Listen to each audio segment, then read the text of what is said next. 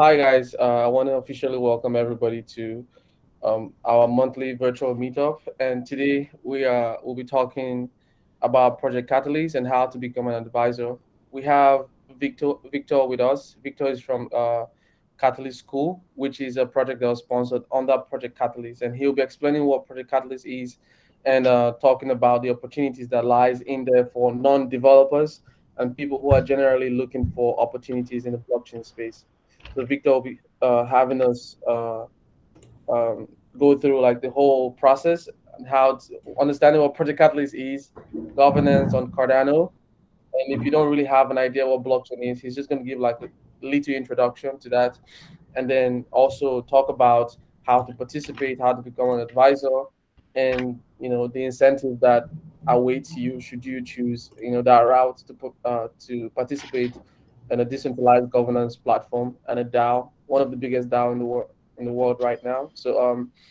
But first of all, we'll also have someone from within ABCD cohorts to just do a slight introduction to some opportunities that are available to non-developers within the blockchain ecosystem. His name is Eze Amaka. He's part of the cohort one member for ABCD. He's learning Solidity right now. We partner with Imogo, which is one of the arms of founding arms of Cardano. So Imogo actually teaches blockchain development. They are currently going through a Solidity track, and I think the next track they would participate in is the Plotus Pioneer Program. So, without any further ado, I welcome everybody to our monthly virtual meetup, starting with AZ. AZ, you wanna join in and say hi? Um, Good everyone. Hello everyone, can you hear me? Yep. Yes, Yeah, we I can can hear hear you. you. Good Yes. evening. Yeah, I can hear you. Good afternoon. Good afternoon. Okay, so just like Joshua said, I want to formally welcome everyone to this meetup. It's nice meeting you again after our last meetup that held in Tech Week. I don't know if you were not there, you actually missed. It was something. It was awesome. Okay, but today I believe we are going to have an amazing section. At least we'll have Victor here, and he's going to tell us a lot of things that we don't know about the blockchain ecosystem. But before Victor, I just want to share some opportunities in the blockchain space for non-developers. If you've been within the if you've been within the blockchain ecosystem and you want to know how you can profit from this blockchain of a thing, there are some ways you can actually benefit from it. Ways like we all know about the cryptocurrency. At least now we are seeing another wave of the cryptocurrency, like we're seeing Bitcoin break its previous limit. So if you've been around the tech ecosystem, you don't have to program, but you want to benefit from the blockchain ecosystem, I think investing in cryptocurrency is a good opportunity because currently now, the last time we saw Bitcoin cross $50,000 before Bitcoin fell, but now we're seeing another massive improvement in Bitcoin. Recently, about last week, Bitcoin hit, I think, $65,000, which is a massive growth. And this bull run, I believe, is not going to end now. Other currencies like the altcoins are also going to benefit from it. So if you're within the tech ecosystem and you want to benefit from the blockchain ecosystem, investing in Bitcoin or cryptocurrency is one way I think you can actually benefit from this. Like me, I do not have money to buy like one Bitcoin or Ethereum, but there are other altcoins I'm actually holding because I believe as Bitcoin and crypto and Ethereum is growing, other cryptocurrencies, other altcoins are also going to improve. So if you like the tech ecosystem, I will encourage you to invest in cryptocurrency. And but this is not financial advice, although, but I would advise you can take your time, look out for other altcoins. Like there are many altcoins in the industry that are solving actually real life problem. Coins like Polkadot, coins like Polygon, coins like Harmony. These coins are actually solving some real life problem. Okay. Some tips I would like to give you if you're investing in cryptocurrency is this. One, if you want to invest invest in cryptocurrency that actually have real value. Currency that is actually solving real life problem. Example is Chainlink. Chainlink is bringing Oracle solution to the blockchain ecosystem. So for developers like us, if you want to bring an offline data into the blockchain, you need an Oracle that will help you bridge the gap.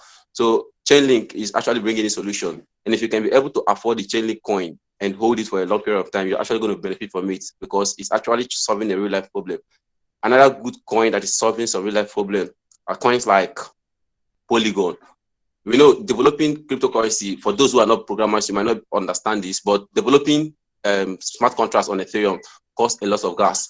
So most developers are actually running away from blockchain from Ethereum and they're running into Polygon, or Polygon offers a cheaper option to develop cryptocurrency and deploy to the blockchain protocol. So if you want to actually benefit from the cryptocurrency and you cannot be able to afford Bitcoin or Ethereum, Polygon is another nice coin to hold. You can buy Polygon and hold. Again, this is not financial advice, so but it's a good coin because currently we are seeing a kind of massive improvement in Polygon. Another coin that has a good chance of that has a good solution that is bringing to the tech ecosystem is coin like Harmony. This is a layer 2 solution. Okay, so aside from investing in cryptocurrencies, for those who doesn't have money and you still like the business of blockchain and you want to benefit from it, we still have something like play to earn. Currently, we've seen some kind of innovations in the blockchain ecosystem, just like NFTs and metaverse. Okay, so if you do not have money to invest in Bitcoin, but you are interested in making money, you can still involve in play to earn. I don't know how many of you have heard about Axie Infinity. Axie Infinity it's an NFT metaverse that it's a game that runs on the NFT metaverse. It pays you to play the game. So if you play the game on Axie Infinity, you earn Axie coin in return. Okay, there are other play to earn games like Gala coin, that's Gala game. If you play Gala games, you earn Gala coin. Okay, so aside from this Gala coin, there are other coins like Versatility. This is another play to earn protocol.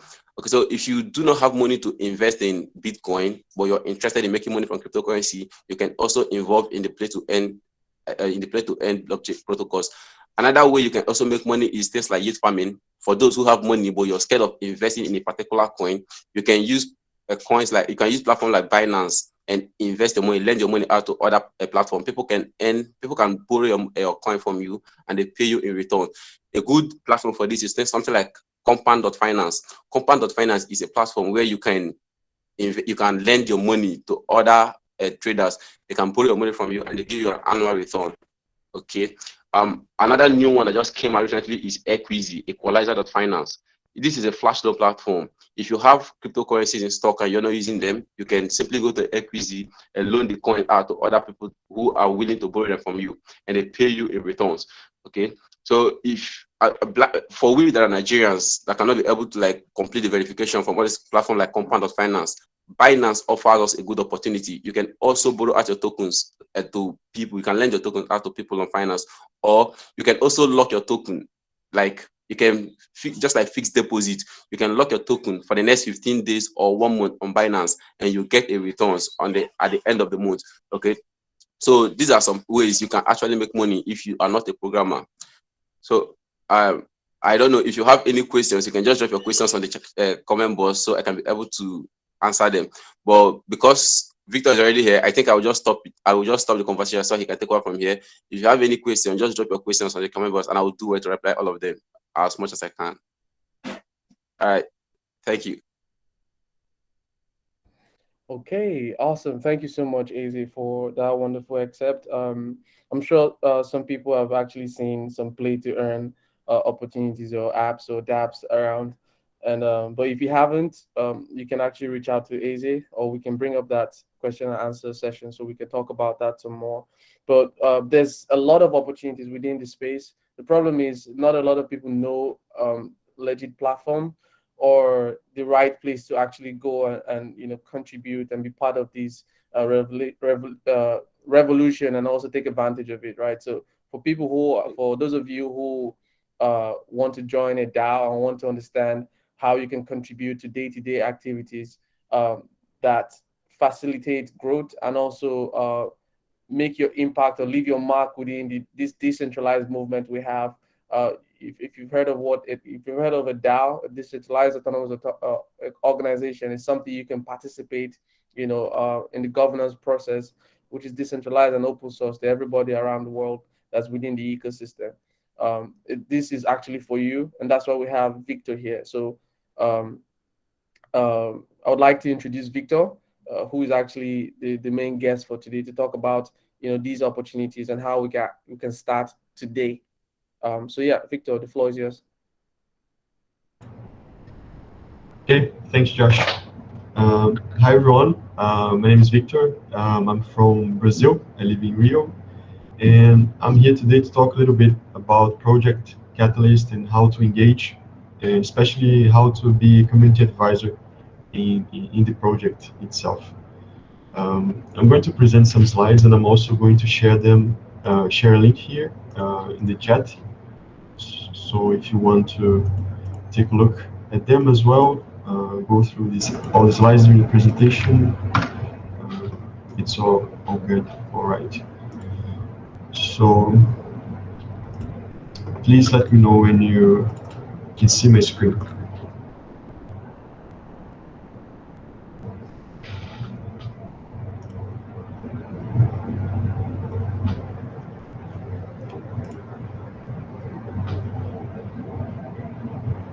Okay, great. So as Josh mentioned, this is a presentation that we use in the Catalyst School project, in Project Catalyst. And actually, we were just funded this week through Project Catalyst itself. I'm going to talk a little bit more about this. And I'm going to introduce the project itself, and then I will continue with the presentation. So this is a session or a workshop on how to be a community advisor in Project Catalyst. If you have any question, you can just unmute yourself and ask it. I'm not sure if I will be able to see the chat here, but maybe Josh can help me with this if I miss some question. And the Catalyst School is a project that aims at introducing people to the different roles inside Project Catalyst. We have some different roles, and today I'm going to talk about being a community advisor. And the ways that we give this content, this information to people is through live sessions and workshops like this one here. We also can provide one-to-one and group sessions. These we can provide in some different languages. I think we have 14 or 15 different languages today that we provide support on. We are also developing a website with educational content. You can go there and learn at your own pace.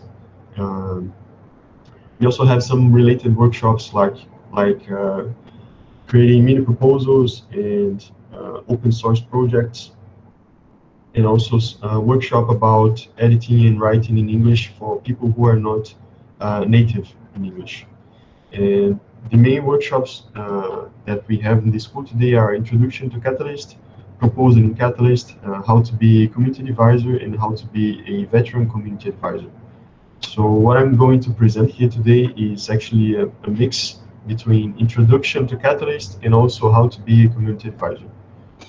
And if you want to engage with us, you can you can follow us on Twitter, join our Telegram group, also join our Discord server, which is very active.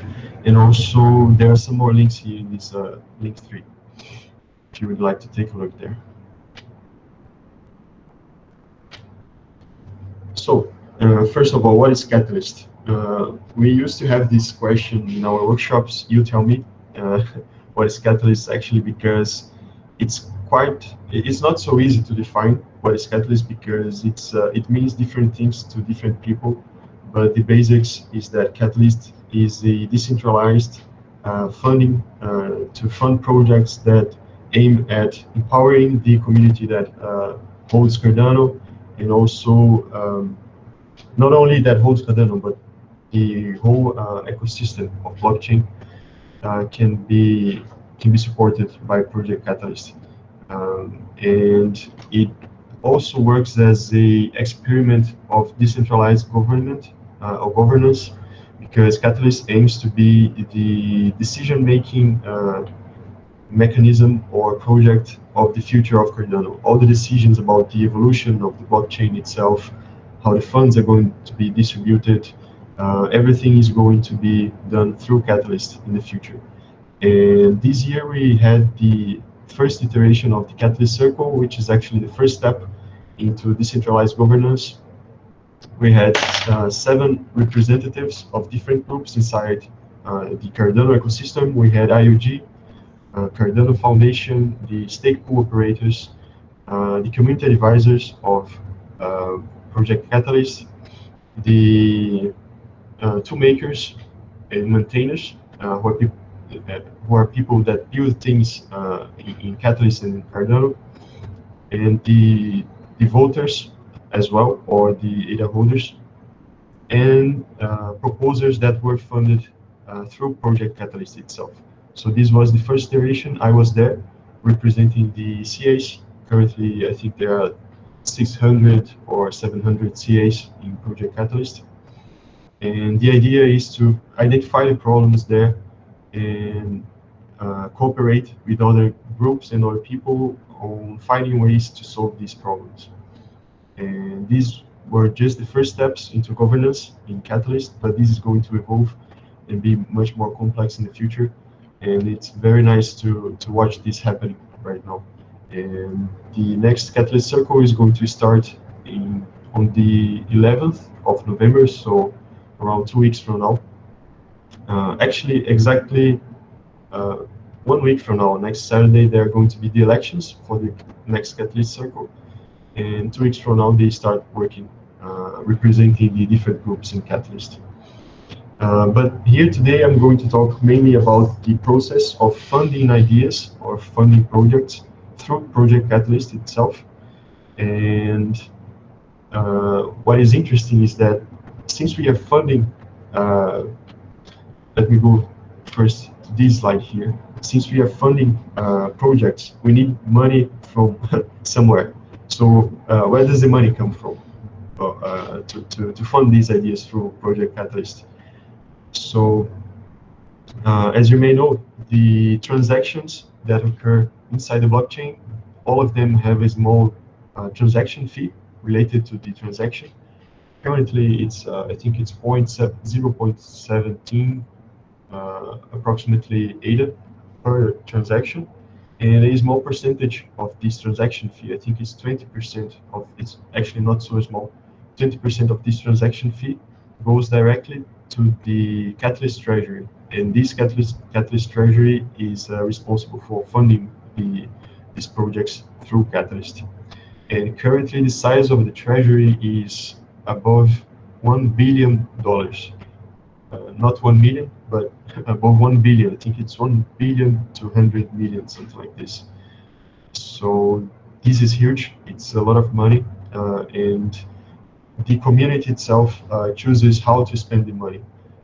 We spend the different areas. We choose the different areas where this money is going to be invested in, and we let the community come up with ideas and projects, and then we choose the best ones. The community votes, and these projects get funded. So what are the roles inside Project Catalyst? These are some of them, not all of them, but just some, because there are new roles being created all the time. And this is quite interesting about Catalyst as well, because Catalyst is always evolving. We are now in Fund 6. We started last year with Fund 0. Josh mentioned that he was there, one of the pioneers of Catalyst. Then we had a closed fund, which was Fund 1. Then the first open fund was Fund 2 at the end of last year. Then at the start of this year, we had Fund 3, then 4, 5. We are now ending Fund 6, and next, in 2 weeks, we are starting Fund 7 on the 11th of November. So these are some of the current roles that exist inside Catalyst. The first one is the proposer, which is anyone who has an idea or a project and wants to get funded, wants some money to run this project.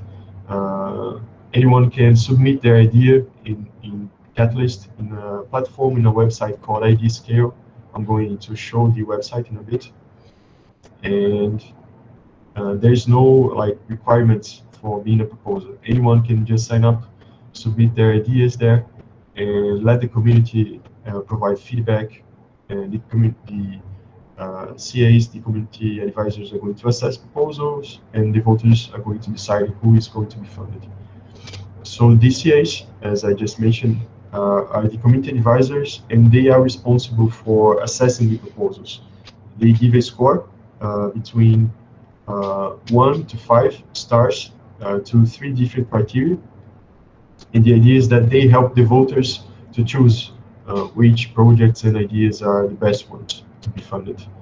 And we need this because we cannot expect that voters are going to read all the proposals, especially because there's a exponential growth in Catalyst, and right now in Fund 6 we had over 700 proposals. So even CAs cannot read all of them, and obviously we cannot expect voters as well. So we have hundreds of CAs who go there, read the proposals, and give this score from 1 to 5 based on three different criteria. And then there is a quality assurance phase where the VCAs, or the veteran community advisors, go and check the assessments made by CAs to see if they follow guidelines, if they are, for example, they also categorize them as good, excellent, or if they should be filtered out, and this also influences the rewards of the CAs. The next role here is the proposal mentor, who are community members who are experienced within Catalyst, or they have business experience from outside Catalyst as well. And they help proposers in not only thinking about the idea itself and how to structure it, but also about how to write the proposal, what information needs to be there. And this is an informal role. This is not rewarded. It's different from being a CA and a VCA, because being a community advisor, you receive rewards for assessing, and also being a VCA, a veteran community advisor, you receive rewards for reviewing the assessments. Then we have the voters, who are basically anyone who holds at least 500 ADA. And this number is getting lower and lower. We started with almost 10,000 ADA at the beginning of the year. Was the minimum threshold for someone to be able to vote in Project Catalyst. But then it was decreased to only a few thousand, and then it was decreased again. It's 500 ADA, and this is probably going to go lower and lower over time until there is no threshold and we can accept everything voting in Catalyst. And this is not like that yet because of some scalability challenges that the technical team of IoT has to expand the algorithms itself to be able to hold and to allow more people to participate in this voting process. And at last, the referrer, who are basically anyone who invites someone to submit a proposal, Project Catalyst. So if you have a friend and this friend of yours has a good have a good idea, and you think that he has a good chance, he or she has a good chance of being funded through Catalyst, then you can invite them to submit their proposal in Catalyst, and then you, as a referrer, if they are funded, then you also receive a reward. So this is actually one of the easiest ways of getting rewards from Project Catalyst. You just have to invite someone to be there. It's not it's not that the chance is very high of receiving the rewards, but it's quite easy because it's something that you do in 5-10 minutes if you know someone already. Are there any questions so far?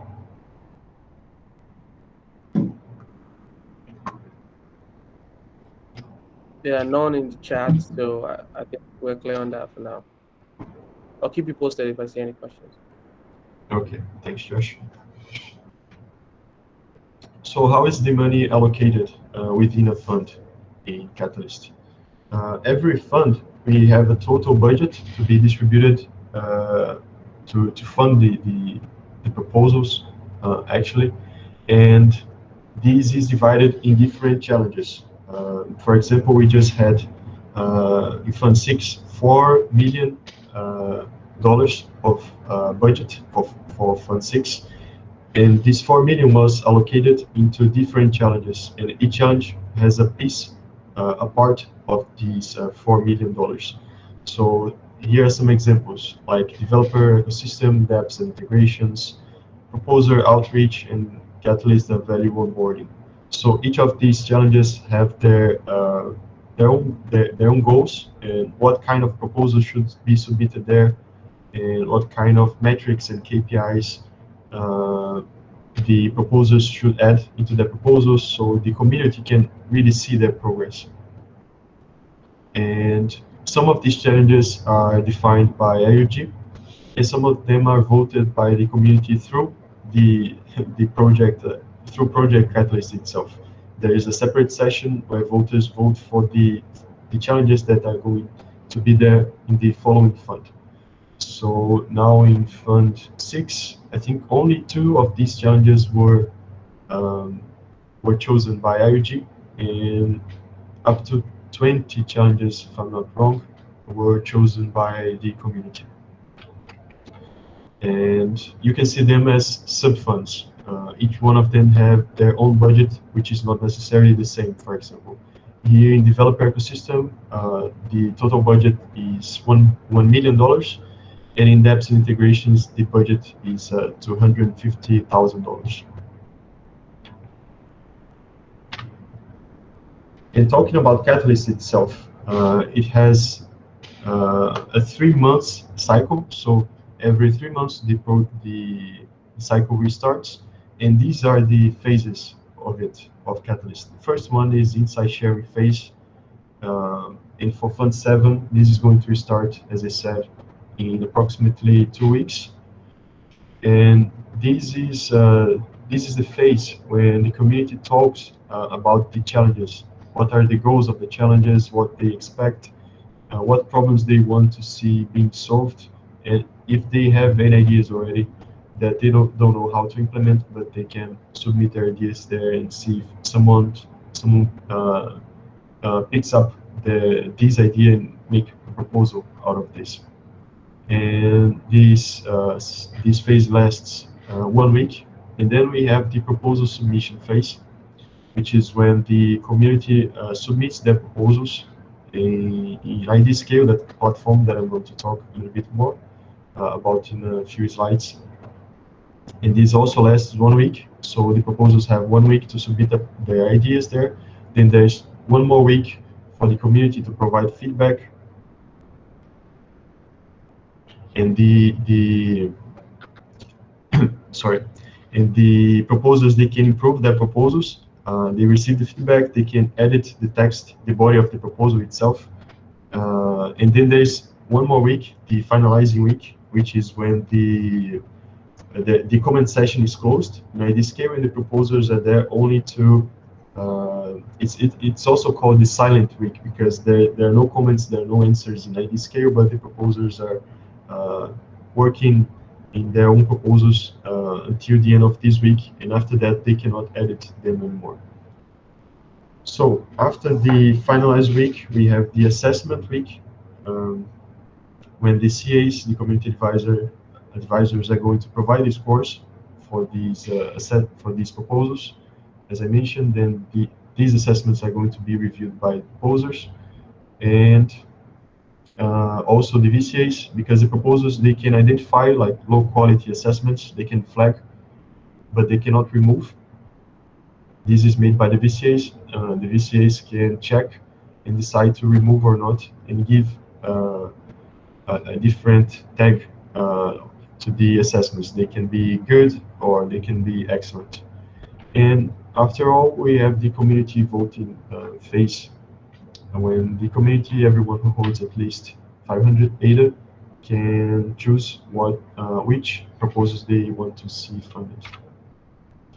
So as I mentioned, IDScale is the platform which Project Catalyst currently uses to do most of these things. For example, the proposals are submitted here, the assessments are done here by the CAs, but the other phases are outside of this scale.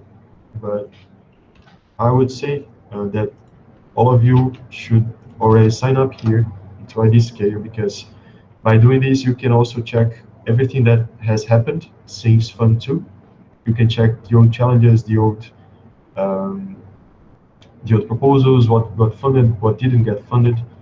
And for example, here we have different challenges. as I mentioned. For example, there's this one, Grow Africa, Grow Cardano. If you click here, then you can see the description of this campaign, of this challenge, what this challenge is, what is not, why is it important, how does success looks like, how does success look like, and some key metrics to measure the success of proposals submitted here. And as I mentioned, these are the phases of the catalyst cycle. And if you click here, then you can see the proposals themselves. Cardano Health Infrastructure, this one was withdrawal, Wi-Fi hotspots and internet cafes, locating culture, the Wanlimu, Africa Open Source Farm and Medicine, and so on. So you can see a lot of proposals here. And if you open one of them, for example, let's open this one.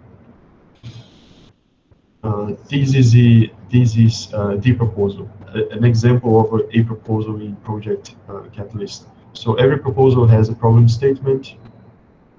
They have a description of the solution to this problem specifically, and the relevant experience of the team or the proposer, link to a website or GitHub, and a detailed plan where the proposer explains actually what they are going to build, how they are going to solve the problems they are proposing to solve.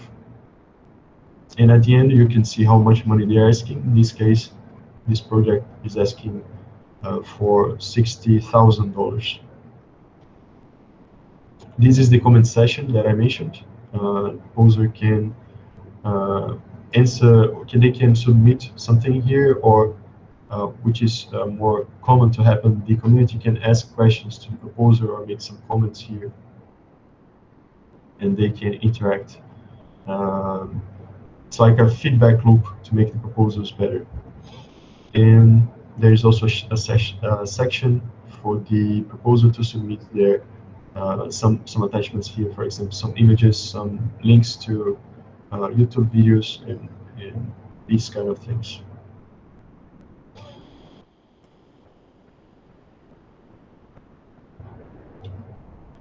So, continuing. So what is a community advisor? Community advisor is basically a member of Project Catalyst who is expected to assess proposals, provide feedback to proposers, and support the community voting phase by giving scores to each of these proposals, as I mentioned. And there are no restrictions for being a community advisor. Anyone can be a community advisor. You just have to sign up to a Scale, the link that I shared with you. And at a specific time, usually 1 week before the assessment phase starts, there is a pop-up with a checkbox that you just have to tick, which means that you are going to be a community advisor in the following function. So we're going to talk a little bit more about this process of assessing proposals. But just before that, some facts about being a community advisor. First one is that CAs are anonymous, so if you are a CA, no one knows which assessments you've done. They can see the assessments, but they cannot see your name, actually. Once you sign up, you are given a assessor number. For example, you can be CA number 100 or CA number 15, but you cannot see anyone's name as a CA. And this is basically to avoid some issues with the proposers, conflicts with the CAs. And also during the assessment phase, one CA cannot see the work done by other CAs. And this is the reason behind this is not to influence the score if one see how other proposers, other CAs are assessing the proposal. And you can choose which proposals you want to assess. It's not required for you to assess all proposals. It's not required for you to assess all the challenges. For example, if you don't have any technical background, you can just assess proposals that don't require any kind of technical understanding, You don't need to be a developer. You don't need to be even a blockchain developer as well. You need to have some basics knowledge about blockchain, about Cardano, because all proposals are somehow related to this. But you can avoid assessing proposals that you don't understand for some reason. And I believe that there is no CA that can assess all proposals, because there's some information and some knowledge that is very specific. So usually CAs have their, let's say, favorite challenges to assess proposals. And so how to assess a proposal? There are three criteria that you need to assess the proposal. The first one is impact. For example, how many people is going to be impacted? Is it a local or global impact? Feasibility, how possible it is for this team that is proposing this idea to actually come up with a project itself, if they can really implement it successfully. And auditability, which is basically how the community can follow up the progress while the proposal is being developed after it's funded. And for each one of these criteria, the CA has to give a score from 1 to 5, and a rationale or explanation justifying the score given. And I'm going to show here some example of assessments. This is a voter tool. It's a tool that was developed by some community members from Project Catalyst, where you can navigate and see the proposals and also the assessments. So for this proposal here, you can see the reviews. This one is the impact question. This proposal effectively addresses the challenge. So this is the rationale provided by the CA, and the score, in this case, 5 stars. So this is the feasibility explanation, and the score. This one is the auditability. So all of this was given by a single CA.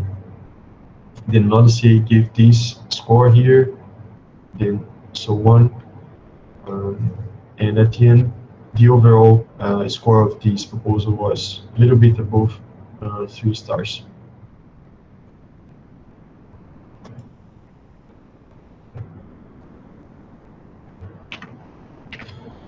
So talking a little bit more about the assessment criteria, the first one is impact and challenge alignment.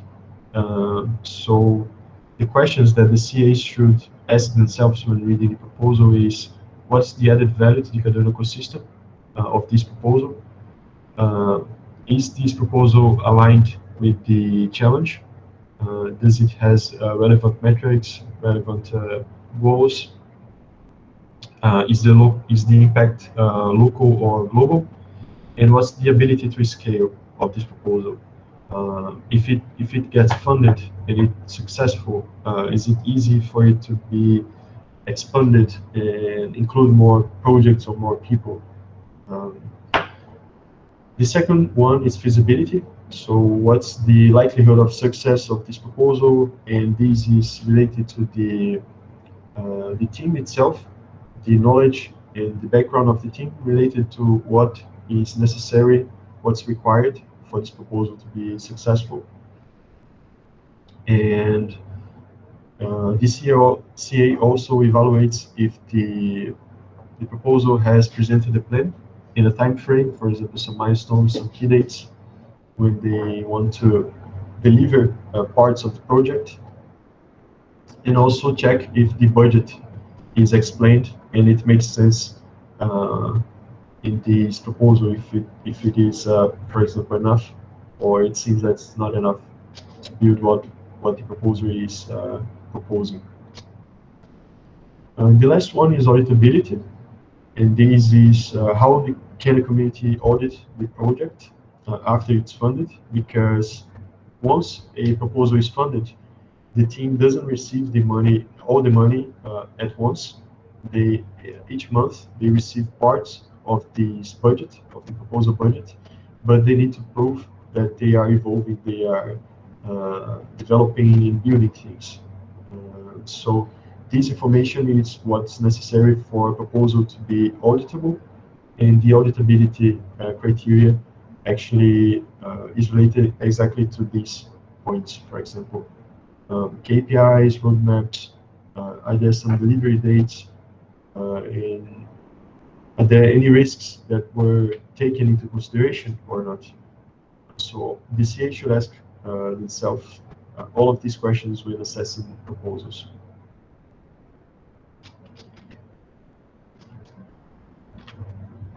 And talking about rewards, in Fund 6, we had a total of $160,000 that would be distributed to community advisors.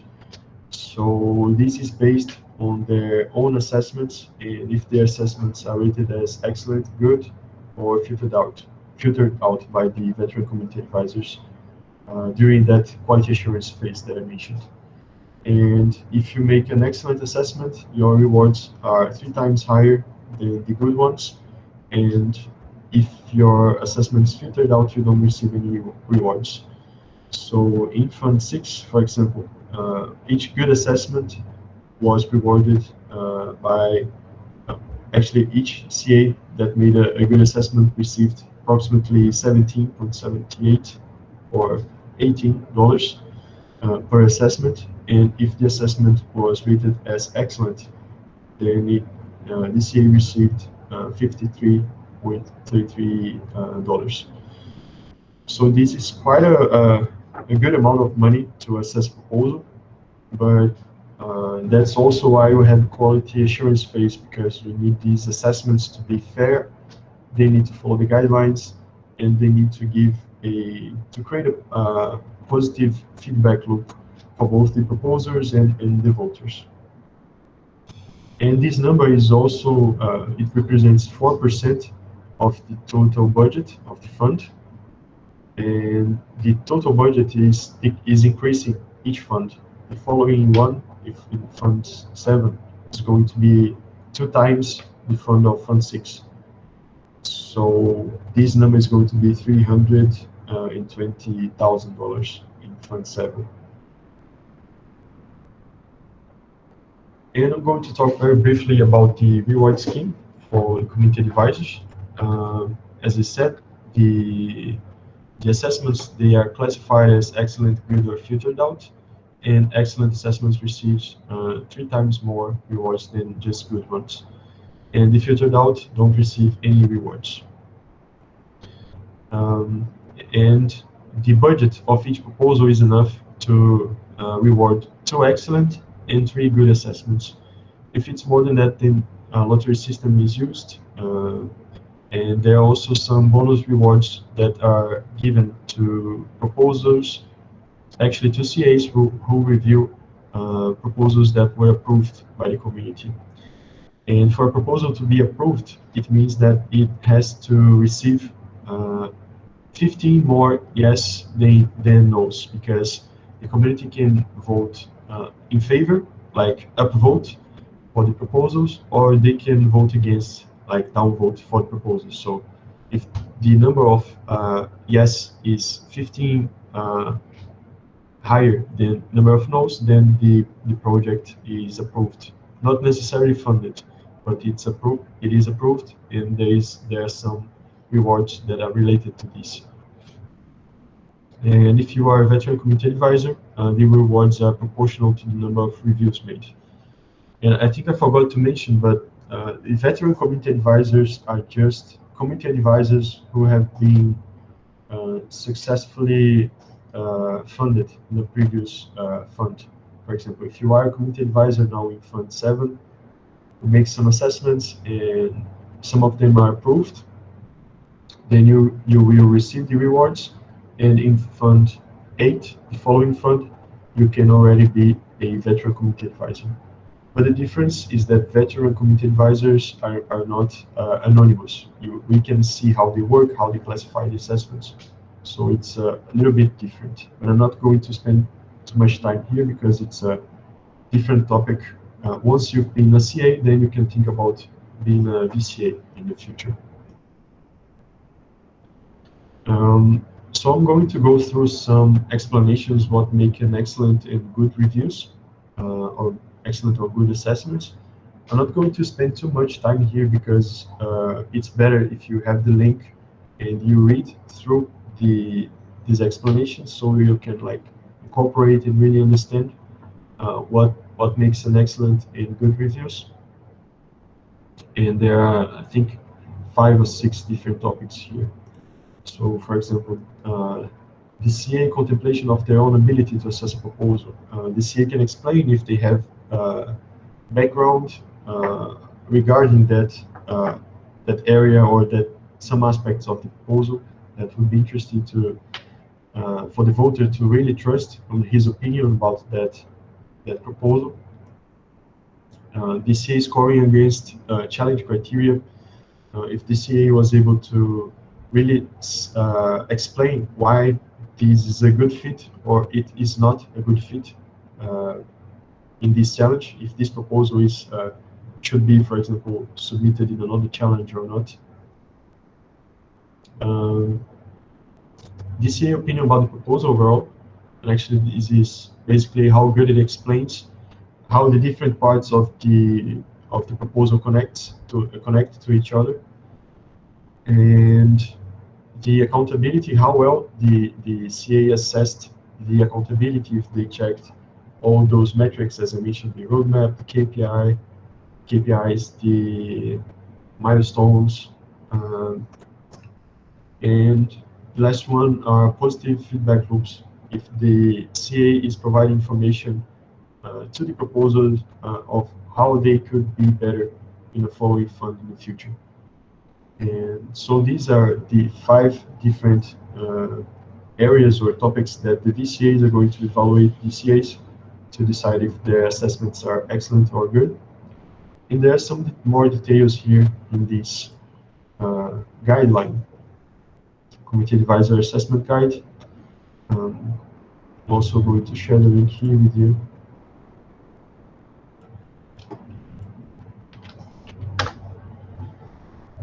And I just checked here one question that actually Josh already answered. Then there is no requirement for being a CA. There's a requirement for you to vote in Catalyst to have 500 data, but there is no requirement for someone to be a CA. You don't have to hold any data. You can just sign up at a scale and review and assess the proposals when the time is right. So this is quite an extensive guideline. There's some similar information here from the website.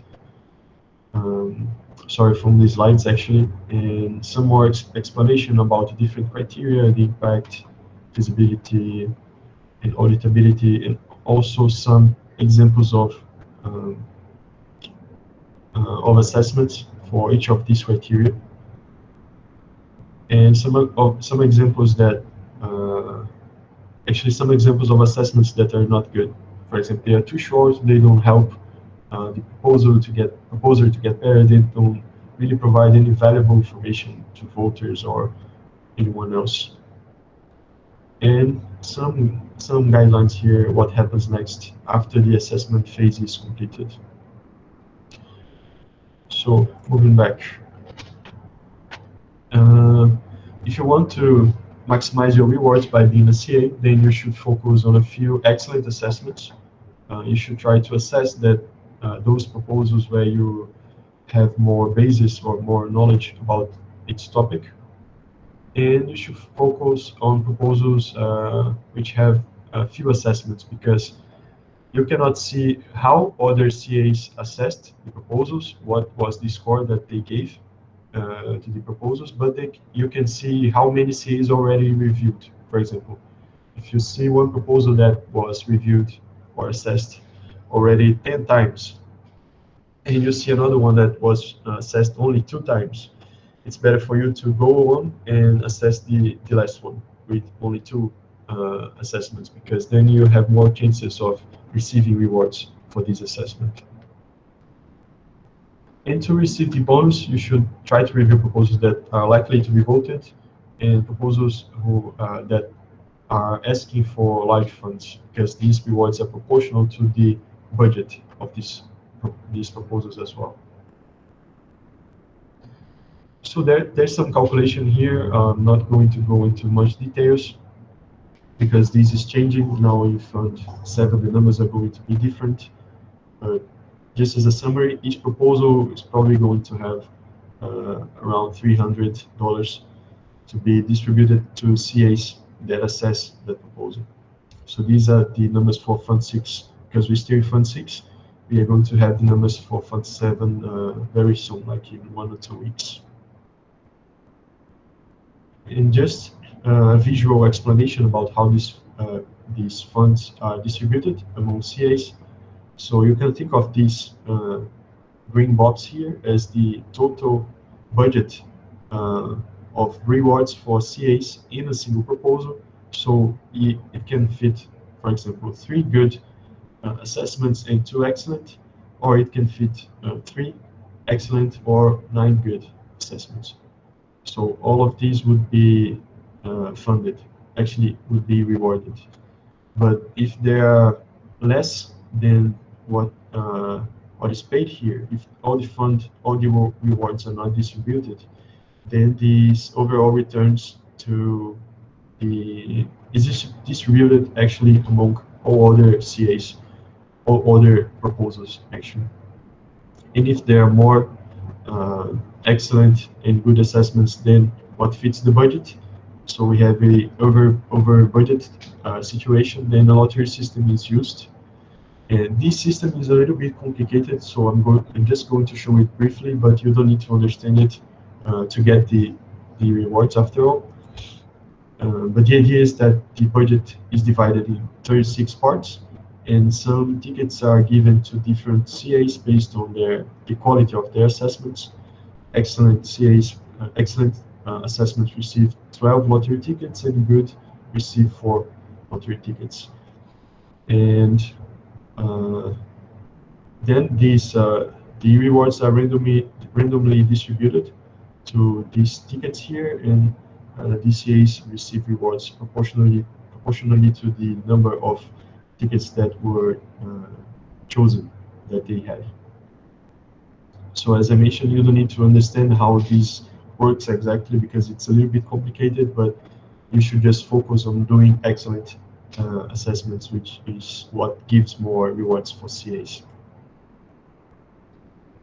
And also talking about the bonus rewards, if you assess a proposal that was approved, as I said, it received 15 more yes than no's, and at least 1% of all voting power participated in this in the decision of this proposal specifically, then there's some bonus rewards for this.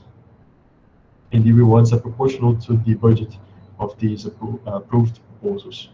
So you should aim at giving excellent assessments to proposals that have a high budget in order to try to maximize your rewards. And that's it. Here we have some general resources for CAs. These are 2 different community websites. I'm going to open both of them here just to show you guys. This is the first one, Community Advisor. It also has some explanation, some questions and answers about Community Advisor, Veteran Community Advisor, and some related resources. And this is another website, another community website with information which is very similar to the other one. And I'm just checking on a question here. What qualifies one to become a community advisor, and what's the maximum number of advisors that's expected in the community? So there are no requirements for one to be a community advisor. You can just sign up in IdeaScale, and 1 week before the assessment phase starts, you can just tick the box saying that you want to be a community advisor. And actually, there is only one requirement is that you cannot be a proposer and a community advisor in the same challenge. If you remember, as I said earlier today, the total fund is divided in different challenges. So if you have an idea and you want to submit a proposal here in this challenge, let's say developer ecosystem, then you cannot be a CA here, but you are allowed to be a CA in all other challenges. And the idea is to avoid some kind of conflict of interest. And there is no maximum number of advisors that's expected in the community. Usually we have a few hundred advisors, 200, 300, 400, 500, and this number is increasing, and we need this number to increase because each time we have more money uh, to spend on proposals, and we have a higher number of proposals, so we expect also a higher number of CAs because also the rewards are going up every fund. And so there are some guidelines here: community advisor onboarding, community advisor guide, proposal assessment guide, and some links to some Discord servers of projects related uh, to Catalyst, and some of them are partners of the Catalyst School. And there are also some Telegram groups that are interested to be there. For example, the Project Catalyst Telegram group and the Telegram group of community advisors specifically. And if you want to join the Catalyst School, you can access this link here. I'm going to share these links on the chat.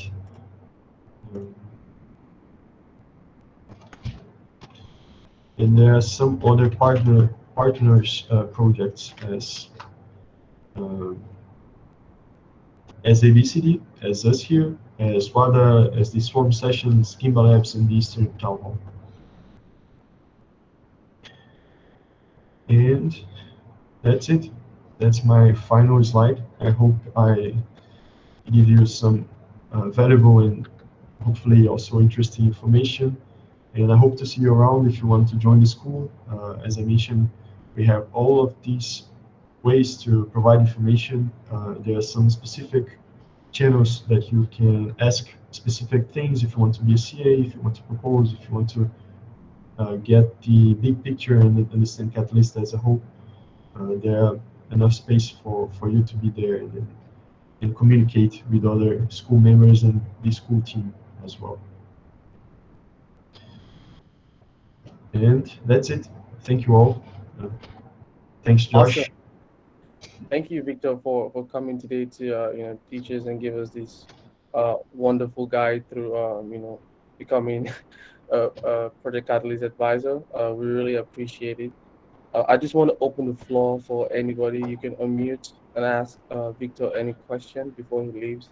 If you're confused about anything regarding what he has shared, the floor is open for you to ask questions.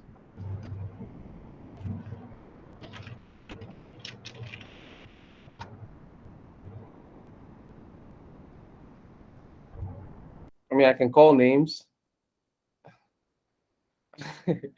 I see Eze, I see Great Ifeanyi Chukwu, I see Joshua, my namesake. You definitely have to say something. Kenneth, Kolade, Femi, Shego. If I call your name, just say something.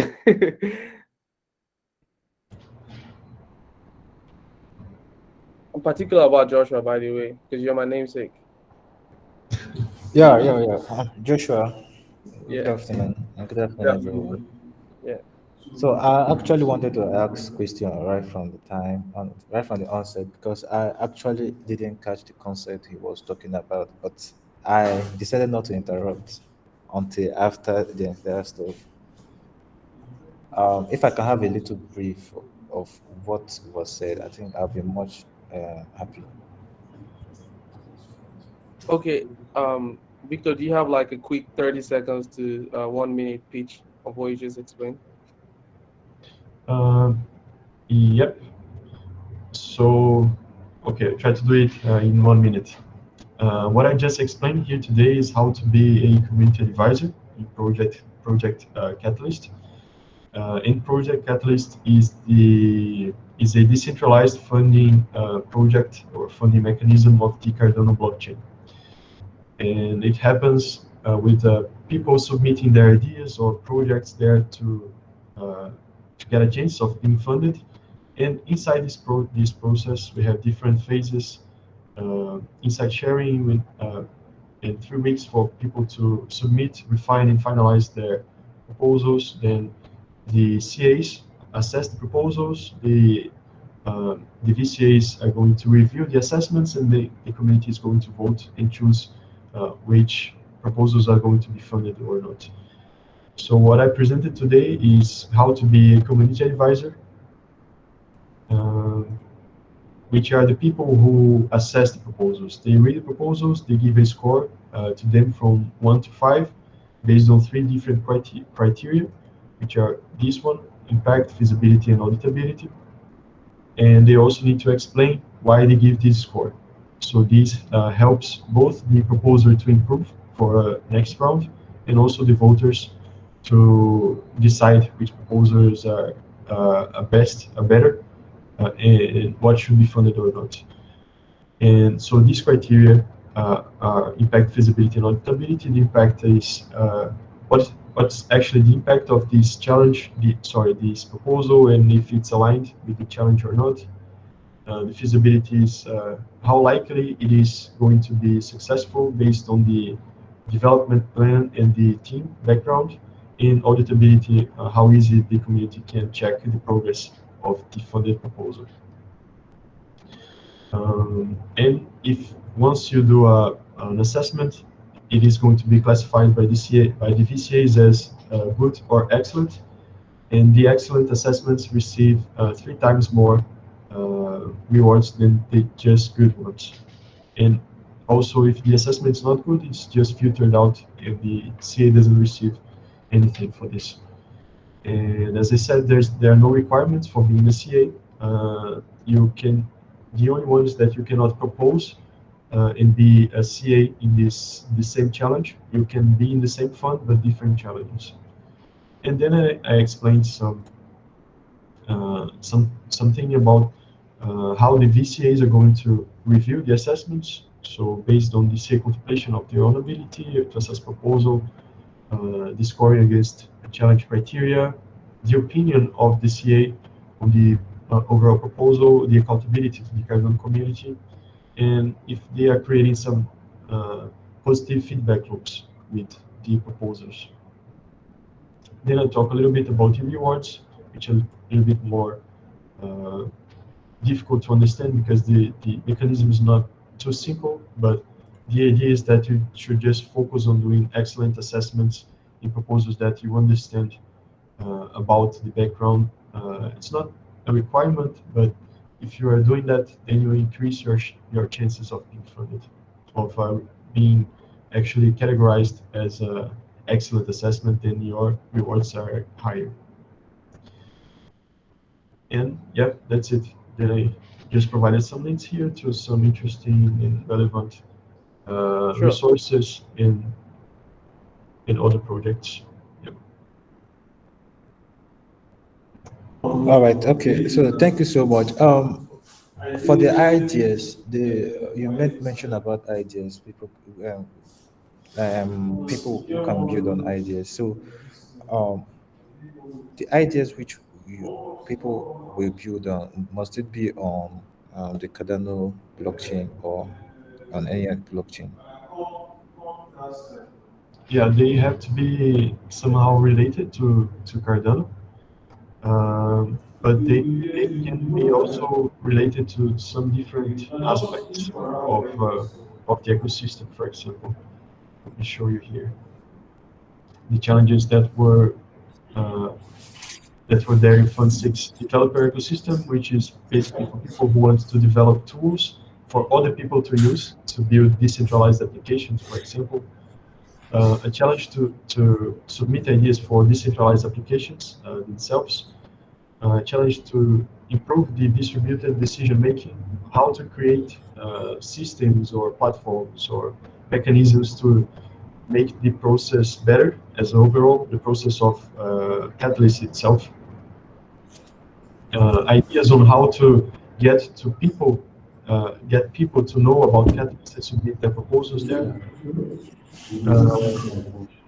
And some others here, I'm not going to go through all of them because there are up to 20 different challenges, but all of them are somehow related to Cardano. They don't need to be specifically about development in blockchain, but they need to be inside the ecosystem of Cardano somehow. Okay, all right. Thank you so much, Victor. I think everything now makes sense now. Something interesting here is that I forgot to mention that the Catalyst School submitted a proposal with WADA. Actually, yes, let me find here.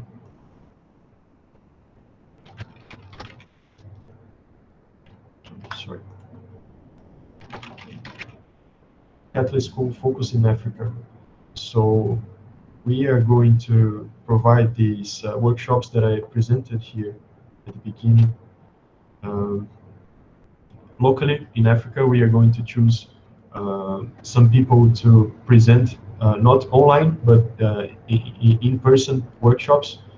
And we are doing this in collaboration with WADA. So they are going to help us on setting these up, creating these workshops, and these are going to be there probably on Fund 8. Not sure if we are going to have enough time to do this in Fund 7, but very soon we are going to provide all the Catalyst School content locally in Africa as well. Sounds good. And yeah.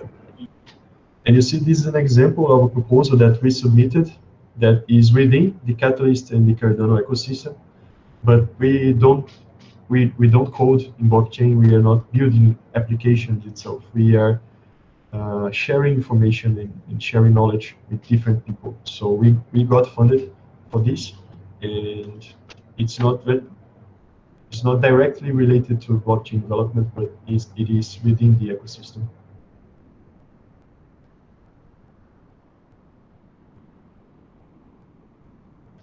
Awesome. So for maybe like a higher, okay, Femi, you want to say something? Go on. Go ahead, Joshua. So I'll just ask my question once you guys. Okay, I wanted to say for like a higher overview of what Victor was trying to was actually explaining to us. First of all, you need to understand that this is centered around Cardano, right? It's within the Cardano ecosystem. And he made mention that you don't have to, answering some of the questions, you don't have to have to hold ADA, any specific amount of ADA, as long as you're willing to review projects that are building on Cardano. So this is Cardano's, should I say, their pilot for governance. Project Catalyst is like the test ground for what governance would look like in Cardano, where people can come and put up proposals of things they want to build on Cardano, and then they get funded by it. But before they get funded, before the community votes on the proposal to get funded, there needs to be people that are going to, vet these ideas and see if they fit into three categories, which is the impact, feasibility, and auditability. Basically, if this thing is going to succeed, and those people get paid, uh, they get incentivized to do that, and they're called advisors, right? Community advisors, and that's what he's explaining all this while. Like, you can look at a proposal, read about it, correct, make your comment, and see, following through like these three guys that I've mentioned, and see if they are able to work. If you do that,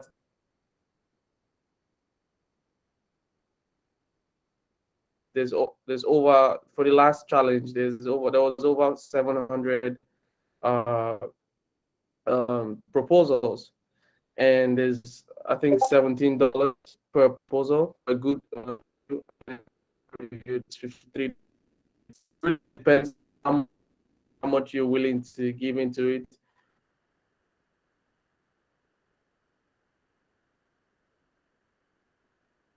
Your earnings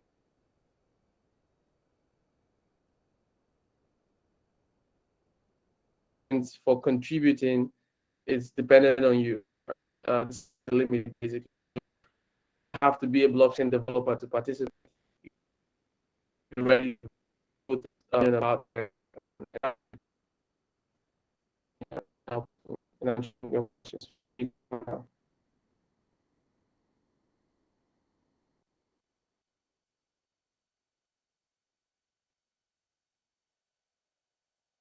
Hello, can you guys hear me, Femi? Yeah, I can hear you.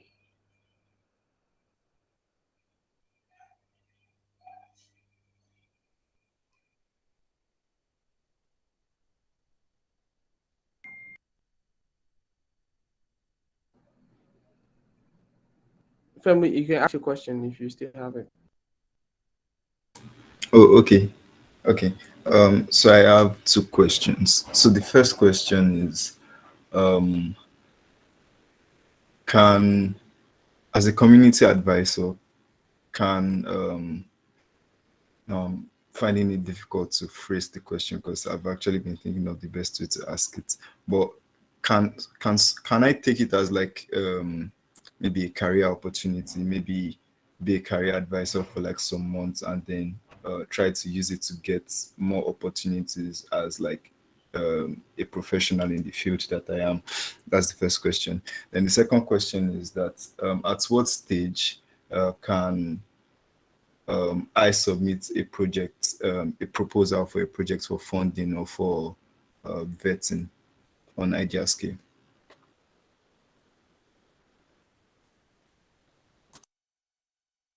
I'll just answer the second one first. Here in this community website, I'm going to share the link here. You can see the dates of the funds. For example, now Fund 7 is starting on the 11th of November, and the week to submit ideas is between 18 and 25 of November. So, sorry, Victor. I don't think you got my question. My question is, at what stage of a project can I submit a proposal? Must I have built something? Maybe must I have written some okay. sort of code, or maybe must I just have like a prototype? That's really my question. Okay, yeah, I got it now. There are no requirements for which stage the project has to be submitted. You can submit just an idea, or you can have a prototype, or you can have an application running already, but you want to expand it somehow. So there are actually no requirements for this. Maybe if you just submit, for example, an idea without any plan, um, you don't have a team, for example, to implement it, you don't have a roadmap, you don't know exactly what you're doing, you can still submit like this, but you are probably not going to receive a high score from the CAs. But if you have proved already that you've started doing something, that you are already engaged, then you increase your chances of being funded.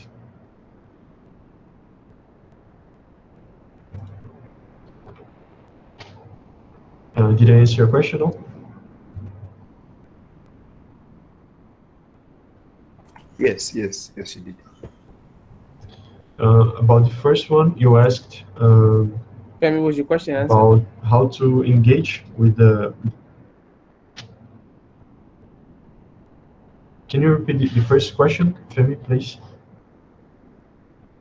Okay, so the first question, let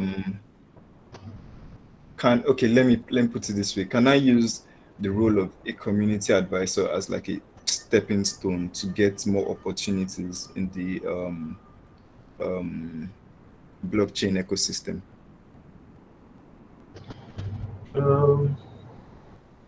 Yes, but mostly based on the knowledge that you get from being a community advisor.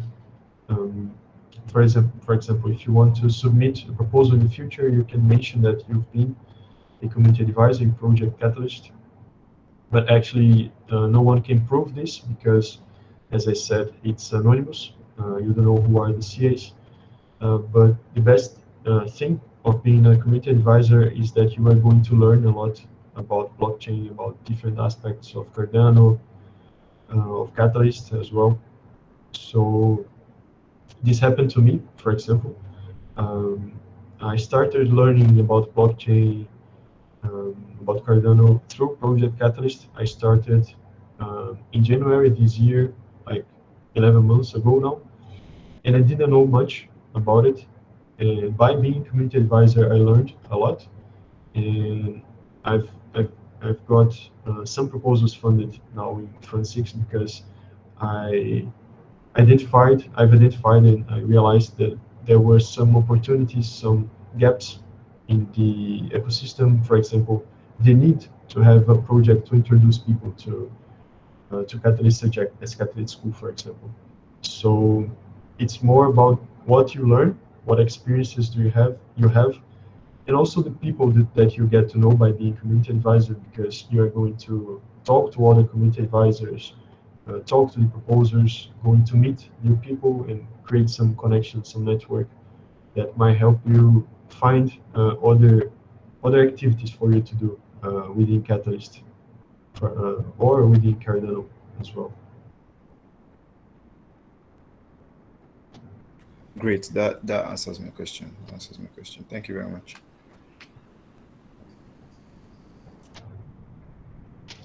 You're welcome. Are there any other questions? I think Josh just dropped here. Let's have some connection issues.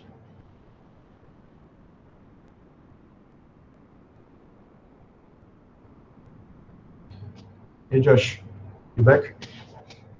Hey guys, I'm so sorry. Yeah, my network cut out for a second there.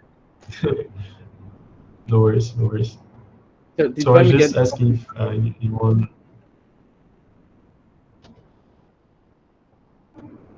go on, sorry. I was just asking if anyone else had any other question, but I think it's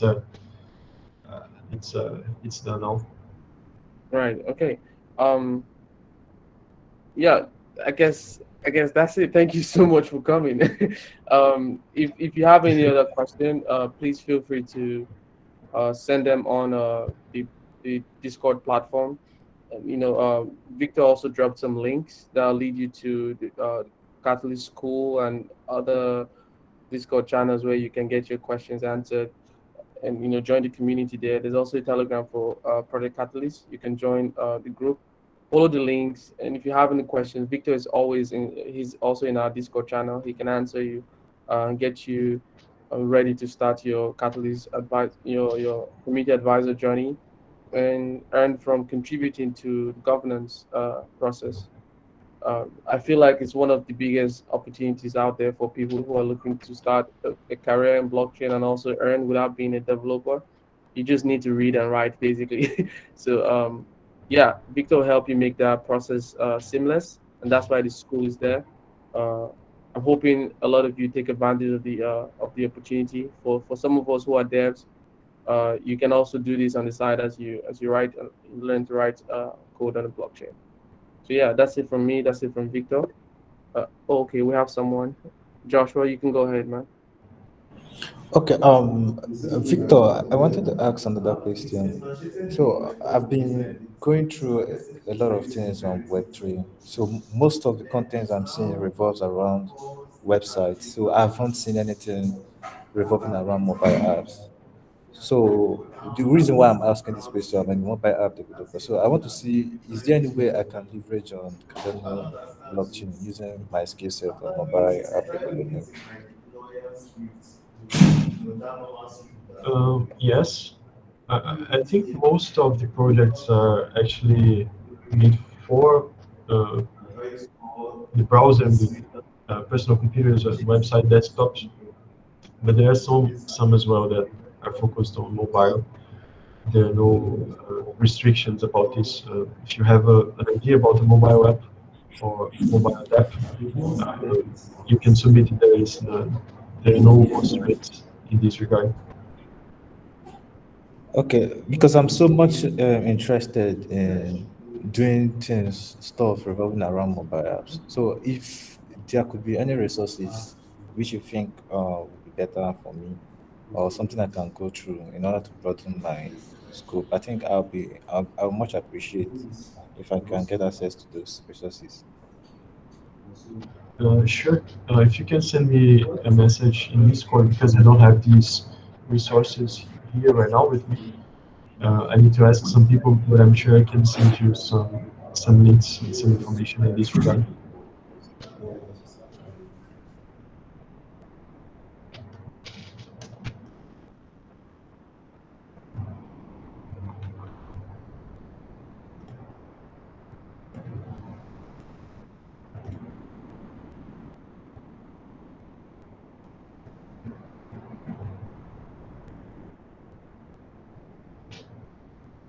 Yeah, thanks, Josh. Just shared my Discord here. Yeah. So I guess you can all reach out to Victor, send him a direct message. But yeah, that's it for. I don't want to keep anybody any longer. Thank you so much, Victor, for coming. That's it from our end. Unless there's absence of any other question, I guess we can close now and continue conversation on the chat in the group. Is that okay? Yeah, sounds good. All right, thank you, everyone. Thanks, guys, Thank for you, showing up. Victor. Thank you, Josh. Thank you for Take coming. care. All right, guys. Take care. All right. Bye.